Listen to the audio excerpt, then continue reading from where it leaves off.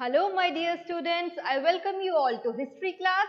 मैं हूं श्रेया, आपकी मेंटर, और आज हम डिस्कस करेंगे सैंपल क्वेश्चन पेपर सीबीएसई का for class 12 term 1 examination history का। इससे पहले हम डिटेल एनालिसिस कर चुके हैं एंटायर सैंपल क्वेश्चन पेपर की, जिसमें कि हमने पूरी marking scheme, format, dos and don'ts और क्वेश्चंस कैसे अटेम्प्ट करने हैं इससे रिलेटेड डिटेल में डिस्कस किया था। इसके बाद हम सेक्शन ए और सेक्शन बी के सारे ही क्वेश्चन एंड आंसर्स डिस्कस करके सॉल्व कर चुके हैं। इन केस अगर आप लोगों ने नहीं देखा है तो जरूर जाकर देखिएगा and do not forget to like and subscribe the channel. Learn करो क्लास 11 एंड 12। तो चलिए अब सेक्शन सी ऑनवर्ड्स हम स्टार्ट करते हैं। सबसे पहले सबसे इंपॉर्टेंट क्या है जानना कि section C contains 2 case based questions. तो इसमें केस बेस्ड क्वेश्चंस हैं बेसिकली, और टोटल आपको 12 क्वेश्चंस गिवन है। ठीक है, सेक्शन सी में आपको टोटल 12 क्वेश्चंस गिवन है and out of these 12 questions आपको 10 अटेम्प्ट करने हैं, यानी कि इसमें भी आपको चॉइस प्रोवाइडेड है, कोई भी दो आप अपनी मर्जी से छोड़ सकते हो। अब ये दो जो आपको छोड़ने हैं ना, इनको बहुत वाइजली चूज करो। जिसमें आपको डाउट है, कंफ्यूजन है, भूल गए हो, वो होने चाहिए ये दो जिन्हें आप छोड़ रहे हो, क्योंकि ये डेफिनेटली प्लस पॉइंट है। आपको चॉइस की बने, कोई भी दो डाउटफुल आप छोड़ोगे तो फिर आप बाकी अटेम्प्ट करो 10 के 10, जिसमें कि आप फुल मार्क्स स्कोर कर सको। ठीक है, अब क्या होते हैं ये केस बेस्ड क्वेश्चन, आइए देखते हैं। Read the following source carefully and answer the following MCQs by choosing the most appropriate option. अब ये जो केस बेस्ड है, यहाँ पे आपको एक पर्टिकुलर केस गिवन है जिसमें हेडिंग है द्रौपदीज क्वेश्चन। आप इसे पूरे को रीड करोगे। अब ये डाइस गेम के टाइम की बात चल रही है, जब द्रौपदी क्वेश्चन कर रही है युधिष्ठिर को that whether he had lost himself before taking her, कि क्या युधिष्ठिर ने अपने आप को पहले ही डाइस गेम में हार दिया था द्रौपदी को दांव पर लगाने से पहले। स्टेकिंग हर का मतलब होता है दांव पर लगाना। अब यहाँ पे दो कॉन्ट्ररी ओपिनियंस दिए गए हैं, जैसे कि फर्स्ट ओपिनियन है that even if Yudhishthira had lost himself earlier, अगर युधिष्ठिर अपने आप को पहले ही हार चुकी थी, तो जैसे द्रौपदी उनकी वाइफ अगर उनको मानते हैं, तो अगर वो खुद को हार गए तो उनकी वाइफ को क्या बोला जाता है, हस्बैंड का, दोनों को वाइस वर्सा बोला जाता है बेटर हाफ। तो यानी कि अगर युधिष्ठिर खुद को हार चुके थे पहले ही, तो फिर द्रौपदी भी पहले ही हार चुकी थी, उनको युधिष्ठिर ने उनको स्टेक पर कैसे लगाया था। और जो दूसरा पॉइंट है वो ये है कि अगर वाइफ वाला पार्ट आप यहाँ पे ना बोलो तो है दैट अगर वो पहले ही अपने आप को हार चुके थे तो वो एक अनफ्री मैन थे, यानी कि वो एक अनफ्री मैन थे क्योंकि वो हार चुके थे। तो वो किसी और इंसान को, जो कि द्रौपदी है, अगर वाइफ ना कंसिडर करो उनको, तो किसी और इंसान को वो कैसे स्टेक पर लगा सकते हैं। अब ये जो क्वेश्चन है दो कॉन्ट्ररी, ये अनरिजॉल्व रहते हैं, और इसका अल्टीमेट क्या होता है, जो धृतराष्ट्र है वो इसको रिस्टोर करते हैं जब वो पर्सनल फ्रीडम प्रोवाइड करते हैं पांडवास को और द्रौपदी को। ये पूरा एक्सट्रैक्ट यहाँ पे बता रहा है। अब इससे रिलेटेड क्वेश्चंस हैं। As to whom did Draupadi ask these questions after losing in the dice game? Dice game की बात हो रही है, मैंने आपको बताया था। अब द्रौपदी ये जो सारे क्वेश्चन पूछ रही है, ये किसको पूछ रही है, युधिष्ठिर को, दुर्योधन को, धृतराष्ट्र को, या फिर भीष्म को। तो पहले ही लाइन में गिवन है कि Draupadi is asking these questions to Yudhishthira. ठीक है, तो 47 का आंसर हो जाता है हमारा ए। नेक्स्ट क्वेश्चन है why is Draupadi raising these question. ये जो क्वेश्चंस हैं ये द्रौपदी क्यों पुट अप कर रही है, because she wanted to know her position as a wife. क्या वो अपनी पोजीशन के बारे में जानना चाहती थी एज ए वाइफ, या फिर she wanted to challenge the Kauravas, क्या वो कौरवास को चैलेंज करना चाहती थी, या she wanted to instigate Pandavas for war, या फिर वो पांडवास को इंस्टिगेट कर रही थी, उनको मोटिवेट कर रही थी वॉर के लिए, या she wanted to humiliate Pandavas. तो क्या चाहती थी वो, क्यों वो इतने सारे क्वेश्चन पुट अप कर रही है युधिष्ठिर को। She definitely did not wanted to humiliate Pandavas, और वो ये भी नहीं चाहती थी, वो इंस्टिगेट नहीं कर रही थी ये क्वेश्चन पुट अप करके कि आप अभी के अभी वॉर स्टार्ट कर दो और वॉर के तरफ ये पूरा प्रोसेस चल जाए एकदम से। तो then whether she wanted to challenge the Kauravas, क्या वो इन क्वेश्चंस को पुट अप करके कौरवास को चैलेंज कर रही थी, क्या क्वेश्चन पुट अप करने का मतलब ये था, डेफिनेटली ये भी नहीं था। She wanted to know her position as a wife, इसलिए वो बोलती है कि अगर आप युधिष्ठिर को, कि अगर आप पहले ही अपने आप को हार चुके थे, तो मैं अगर आपका बेटर हाफ हूँ एज ए वाइफ, तो फिर मैं भी पहले ही हार गई थी, आपने मुझे बात पर स्टेक कैसे करा, बाद में दाव पर कैसे लगाया। तो यहाँ पे 48 का आंसर हो जाता है ए। नेक्स्ट क्वेश्चन पे आते हैं, how did Draupadi react to her humiliating treatment. जो वहां पर उनके साथ ह्यूमिलिएटिंग ट्रीटमेंट हुआ था उस सभा में, उससे कैसे रिएक्ट करती है Draupadi. She raised the legal issues of the property and ownership. क्या उन्होंने लीगल इशू रेज किया था प्रॉपर्टी और ओनरशिप से related. She challenged context of patriarchal marriage. क्या उन्होंने चैलेंज किया था ये पेट्रियार्कल मैरिज के कॉन्सेप्ट को। She symbolized the figure of ultimate lord, master and owner। क्या उन्होंने ये चीज हाईलाइट करी थी लॉर्ड, मास्टर एंड ओनरशिप की। या फिर she cried in shock and dismay at the treatment that she faced as a wife। तो definitely she raised the legal issue of property and ownership। ये आंसर नहीं है, ना उन्हें प्रॉपर्टी से कोई मतलब था और ना ही यहाँ पे ओनरशिप की बात करी जा रही है। सिमिलरली ना ही वो चैलेंज कर रही थी पेट्रियार्कल नॉर्म्स को मैरिज की। तो ये दोनों ही हमारे ऑप्शंस यहाँ से एलिमिनेट हो जाते हैं।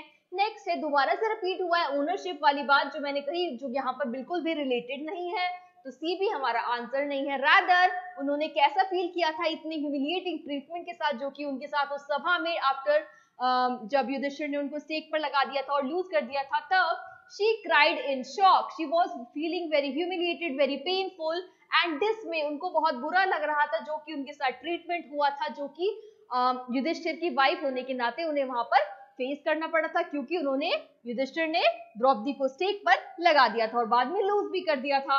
तो यहाँ पे 49 का आंसर हो जाता है D.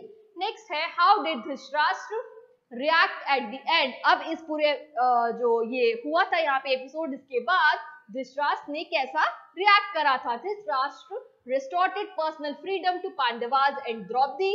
He compelled the Pandavas to stay with Kauravas. He ordered Duryodhan to apologize, या he called Yudhishthir to restore their property। तो उन्होंने क्या करा था, उन्होंने पर्सनल फ्रीडम प्रोवाइड करा था द्रौपदी को और पांडवास को, जो कि हमारा है ए। ना ही उन्होंने कंपेल करा था पांडवास को स्टे करने के लिए कौरवास के साथ, ना ही दुर्योधन को अपोलोजाइज करने के लिए बोला था, और ना ही कहा था Yudhishthir to restore their power. So 50 का आंसर हो जाता है हमारा ए। नेक्स्ट आते हैं 51 question, how do you evaluate the position of Draupadi as a wife on the basis of this case. अब इस केस के अकॉर्डिंग आप कैसे एनालाइज करते हो, इवेलुएट करते हो पोजीशन द्रौपदी की as a wife. She objected over the behaviour of her husband. क्या उन्होंने ऑब्जेक्ट करा था over the behaviour of her husband. या फिर she had the property rights like her husband. क्या वो प्रॉपर्टी राइट्स के लिए वहां पे उन्होंने ये सारे क्वेश्चन, ये सारा सिनेरियो था। The family had complete rights over her, or she was having hatred feelings for her husband. Definitely she was not having hatred feeling for her husband, so ये हमारा आंसर नहीं है। Next, family had complete rights over her, ये भी नहीं है। She had the property rights। क्या property से रिलेटेड यहाँ पे कोई बात चल रही थी like her husband, यहाँ पे वो भी बात नहीं है। Rather she objected over the behavior of her husband, कि उन्होंने अब द्रौपदी को स्टेक पर कैसे लगाया था आफ्टर लूजिंग themselves। So 51 का आंसर हो जाता है हमारा A, that she objected over the behavior of her husband। Next आते हैं, how were Draupadi's question related to womanhood। अब यहाँ पे जो क्वेश्चन पुट अप करे हैं द्रौपदी ने, ये womanhood से कैसे रिलेटेड है। ये सिर्फ उस पर्टिकुलर कंटेक्स्ट की बात नहीं है, एंटायर womanhood से भी रिलेटेड है। She raised the question on the status of the women. She took stand for patriarchal norms. She raised all passive nature questions, या she quietly accepted her plight। Definitely उन्होंने quietly accept तो नहीं करा था अपनी इस plight को, humiliation को, pain को, तो ये हमारा ऑप्शन एलिमिनेट हो जाता है। She raised all passive nature questions। क्या वो passive nature questions थे? Definitely no। She took stand for patriarchal norms। patriarchy related to marriage यहाँ पे बात नहीं हो रही है। Definitely she raised the question on the status of women, कि women का status क्या होना चाहिए, और यहाँ पर as a wife जो उनको humiliation फेस करना पड़ा था, उसके लिए उन्होंने यहाँ पे क्वेश्चन पुट अप करे हैं। So 52 का आंसर हो जाता है हमारा A। नेक्स्ट आते हैं, read the following source carefully and answer the following MCQs by choosing the most appropriate option। अब एक द्रौपदी क्वेश्चन वाला केस भी इस क्वेश्चन हो गया। नेक्स्ट आता है हमारा वन लॉर्ड। अब ये सेंट कबीर के ऊपर है। Here is a composition attributed to Kabir. अब वो लिखते हैं, tell me brother how can there be no one lord of the world but two, कि वर्ल्ड एक है तो वहां पे एक से ज्यादा लॉर्ड कैसे हो सकते हैं। Who led you to astray, तुम्हें इस तरह बिट्रे किसने करा है कि जब दुनिया एक है तो वहां पे एक से ज्यादा लॉर्ड हैं। God is called by many names, God को, लॉर्ड को बहुत सारे नेम से बुलाया जाता है, जैसे कि Allah, Ram, Karim, Keshav, Hari and so on. अब बोला गया है गोल्ड में be shaped into rings, bangles. Gold की जो इंपॉर्टेंस होती है, हम गोल्ड को बहुत सारी चीजों में बना के पहनते हैं, जैसे कि रिंग्स, बैंगल्स। उसमें बोला है किसी भी फॉर्म में बना लो, लेकिन गोल्ड की जो इंपॉर्टेंस है वो तो एज इट इज ही रहती है। Isn't it gold all the same? किसी भी फॉर्म में बना लो, आप बैंगल बना लो, रिंग बना लो, पर गोल्ड तो गोल्ड ही रहता है। क्या बोला जा रहा है कि भगवान को किसी भी नाम से बोला जाए अल्लाह, राम, लेकिन God, lord is one. Distinctions are only words, सिर्फ वर्ड चेंज हो जाते हैं। वी इन्वेंट, जिन्हें कि हम खुद ही इन्वेंट करते हैं। आगे बोल रहे हैं Kabir says they are both mistaken, दोनों ही मिस्टेकन हैं। कौन both? Neither can find the only Ram. यहाँ पे बात करी जा रही है one kills the goat and the other cows. ठीक है, दो सोसाइटीज की बात कर रही है, एक जो कि बलि देते हैं किसकी? गोट की, और दूसरे काउस की। उन दोनों को ही जो है गॉड अटेन नहीं होंगे। दे वेस्ट देयर लाइफ इन डिस्प्यूटेशन, वो ये इस तरह से क्या करते हैं, कोई गोट को सेक्रेड मानता है, कोई काउ को मानता है, उसकी बलि दो अलग अलग सोसाइटीज चढ़ाती हैं, और वो अपना पूरा जो लाइफ टाइम है वो इसी डिस्प्यूट में गुजार देती है।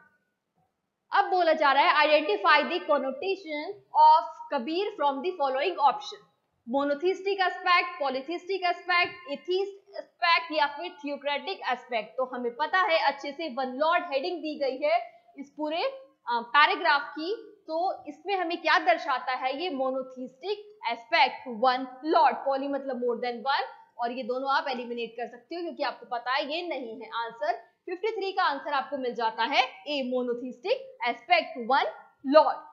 नेक्स्ट आते हैं Kabir use different names for God on the supreme power, what can one infer from this. अब इससे हम क्या इन्फर करते हो, क्या पता चलता है? Concept of ultimate reality, faith in sagun bhakti, ritual a way to gain insight, या फिर reality is in worshipping idols. अब जो कबीर थे वो वर्शिपिंग आइडल्स में बिलीव नहीं करते थे। अगर आपको पता हो, आपने पढ़ा हो उनके बारे में, तो इसे आप एलिमिनेट कर दो।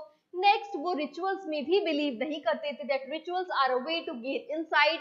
तो जैसे कि उन्होंने बोला है ये सेक्रेड मानना और बलि देना अलग अलग सोसाइटीज का, अलग अलग एनिमल्स को, वो इसमें बिलीव नहीं करते थे। नेक्स्ट आता है फेथ इन सगुन भक्ति। तो कबीर के बारे में अगर आपको पता हो, वो निर्गुण भक्ति में बिलीव करते थे, ना कि सगुन भक्ति में, तो आप इसे भी एलिमिनेट कर सकते हो। अब आपके पास बचता है option A, concept of ultimate reality, जो कि हमारे 54th का आंसर हो जाएगा ए। ऑलराइट, नेक्स्ट क्वेश्चन पे हम आते हैं। How has Kabir's composition promote communal harmony at the large. अब ये जो कबीर की कॉम्पोजिशन है, ये कम्युनल हार्मनी को बढ़ाने में कैसे रोल प्ले करती है? Kabir mentions about one God in all, he questioned religious practices, he was a Hindu by birth or he was an Islamic by birth। बात हो रही है कम्युनल हार्मनी की, कि कम्युनल हार्मनी को बढ़ाने में कबीर का कैसे रोल था। तो अगर वो एक इस्लामिक बाय बर्थ है, तो इससे हिंदुइज्म पे क्या फर्क पड़ेगा? तो नहीं पड़ेगा कुछ भी। अगर वो हिंदू बाय बर्थ है, तो इससे इस्लामिक कम्युनिटी पे क्या फर्क पड़ेगा? कम्युनल हार्मनी की बात हो रही है, तो इसे भी आप एलिमिनेट कर सकते हो। नेक्स्ट है ही क्वेश्चन रिलीजियस प्रैक्टिसेस, और Kabir mentions about one God in all. तो हम जब इससे सोर्स पढ़ते हैं, जो एक्सट्रैक्ट गिवन है इससे पहले, तो हमें मोस्ट अप्रोप्रिएट इसमें जो ऑप्शन लग रहा है वो है Kabir mentions about one God in all, one Lord, monotheistic approach जो उनकी थी। तो इसलिए यहाँ पे हमें आंसर लगता है हमारा 55 का ए। नेक्स्ट क्वेश्चन पे आते हैं। Which of the following is the part of Kabir's philosophy? अब ये सोर्स में गिवन नहीं है, लेकिन अगर आपने बुक में कबीर के बारे में अच्छे से पढ़ा है तो आपको ये क्वेश्चन बहुत आसान लगेगा। He gave emphasis on tradition and rituals। क्या वो एम्फेसाइज करते थे ट्रेडिशंस और रिचुअल्स पे? तो आपको पता है कि ये नहीं है। नेक्स्ट आते हैं, he used connotations as शब्द और शून्य। अगर आपने कबीर सेन के बारे में पढ़ा हुआ है तो आपको पता होगा कि he definitely used the connotations as शब्द and शून्य, तो ये करेक्ट है। नेक्स्ट है he gave emphasis on yajnas and sacrifices। यजनास का मतलब होता है यज्ञ, मैंने पहले भी बताया। सैक्रिफाइस में वो बिलीव नहीं करते थे, उस पैराग्राफ में भी गिवन है। द सोसाइटी के बारे में related to goat and cow sacrifice नहीं होना चाहिए, तो डेफिनेटली ये भी हमारा आंसर नहीं है। Next, he was a fundamentalist in approach. क्या उनकी जो अप्रोच थी वो फंडामेंटलिस्ट थी, उनकी सिंपल अप्रोच थी, उसमें बहुत ही सिंप्लिसिटी थी, ना कि फंडामेंटलिस्ट अप्रोच थी उनकी। तो हमें हमारा आंसर मिल जाता है 56 का बी। 56 का आंसर है B. He used connotations such as shabd and shunya. Next question है आपका, Kabir poetry has a literary as well as philosophical significance, select the most appropriate option from the following that describe this essence. अब इस essence को describe करता हुआ most appropriate statement इनमें से कौन सा है, आपको बताना है। God is one who just has different names, God एक है जिनके सिर्फ अलग अलग नाम है, या फिर God is vested in all sagun form, sagun bhakti नहीं आती है यहाँ पे, तो यहाँ पे या आप एलिमिनेट कर सकते हो साथ के साथ। नेक्स्ट है God is a philosophy in isolation from rituals, इसे आप कंसिडर कर सकते हो। नेक्स्ट है God is based on reincarnation, तो रीइंकार्नेशन वाला कॉन्सेप्ट आप एलिमिनेट कर सकते हो। बचे आपके पास ए और सी, इसमें से आप दोबारा देखो कि आपने जो पूरा टेक्स्ट पढ़ा है उससे रिलेटेड, कबीर से रिलेटेड एसेंस किससे मैच कर रहा है, तो वो मैच कर रहा है God is one who just had different names, one Lord, और बहुत सारे नेम जिनसे उन्हें डिनोट किया जाता है। तो 57 का आंसर हो जाता है हमारा ए। नेक्स्ट क्वेश्चन पे आते हैं, read the following statement regarding Kabir and select the appropriate option. अब यहाँ पे 4 स्टेटमेंट्स गिवन है, आपको बताना है कौन कौन से करेक्ट हैं।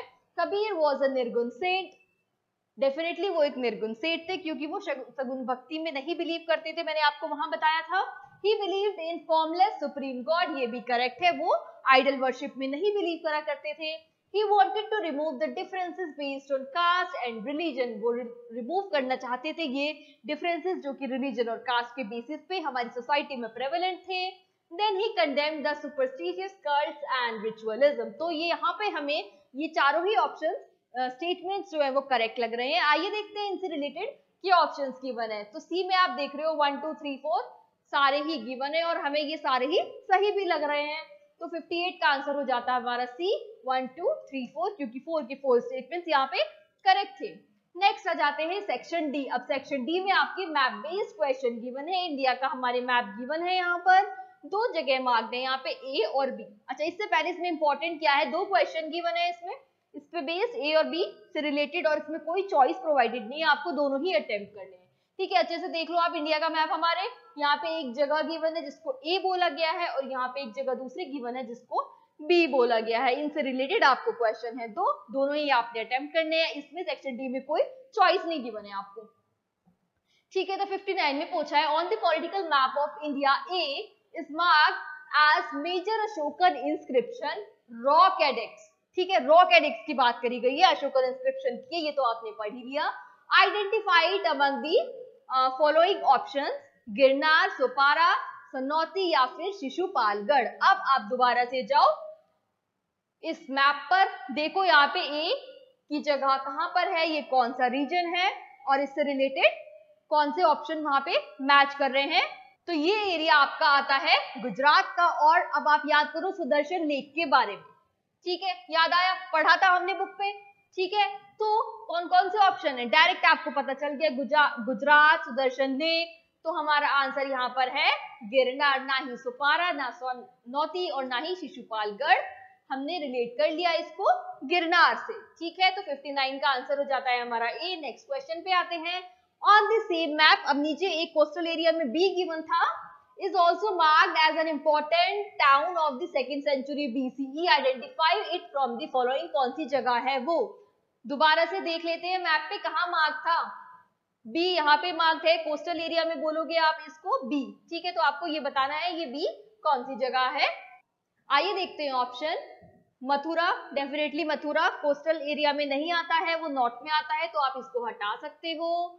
अब ये ऑप्शन बी है, ये आता है आपके गुजरात एरिया में, इसको भी आप यहाँ पे हटा सकते हो। नेक्स्ट आता है श्रावस्ती, ये भी आपका चला जाता है नॉर्थ में, ये तो कोस्टल एरिया साउथ का गिवन है, इसको भी आप हटा सकते हो। तो आपके पास एलिमिनेशन से फिल्टर आउट करके भी आंसर मिल गया आपको। आपका आंसर है यहाँ पर पुहर, जो कि आपका करेक्ट आंसर है 60 का डी। नेक्स्ट आ जाते हैं, note the following question are for the visually impaired candidates. अब ये यहाँ पे क्वेश्चन गिवन है, which of the following was the capital of Magadha. Magadha की कैपिटल कौन थी, अवंती, राजगीर, उज्जैन या तक्षशिला। तक्षशिला डेफिनेटली नहीं थी और अवंती और उज्जैन कैपिटल थे। तो आपका आंसर कौन सा बचा? एलिमिनेशन से भी आपका आंसर मिला आपको 59 का भी राजगीर। ठीक है, नेक्स्ट पे आ जाते हैं। 60 which one among the following had the pillar inscription. अब यहाँ पे पिलर इंस्क्रिप्शन की बात कर गई है, तोपरा, मथुरा, कन्नौज या पुअर। तो यहाँ पे हमारा आंसर है तोपरा, क्योंकि यहाँ पे हम पिलर इंस्क्रिप्शन की बात कर रहे हैं, ना कि रॉक की, जो कि बाकियों में आता है। तो यहाँ हमारे सिंपली हमारा आंसर मिल गया 60 का A. With this we have completed section C and section D of your history sample question paper. I hope आप लोगों की समझ आया होगा और आपके लिए definitely useful रहा होगा. Still, if you have any doubts, any queries, to ask me in the comment section below. Learn करो कि premium subscription में you can attend live classes from anywhere, anytime. You can analyze your own performance as you will get personalized student reports. Apart from this, you can also attend live tests, quizzes and assignments. Definitely download कीजिए हमारा official app learn करो the live learning app, and you may also join us on Telegram. दोनों के ही links description box में provided हैं। Now I shall take a leave. I will meet you in the next session. Till that time keep studying. All the best, take care, bye bye.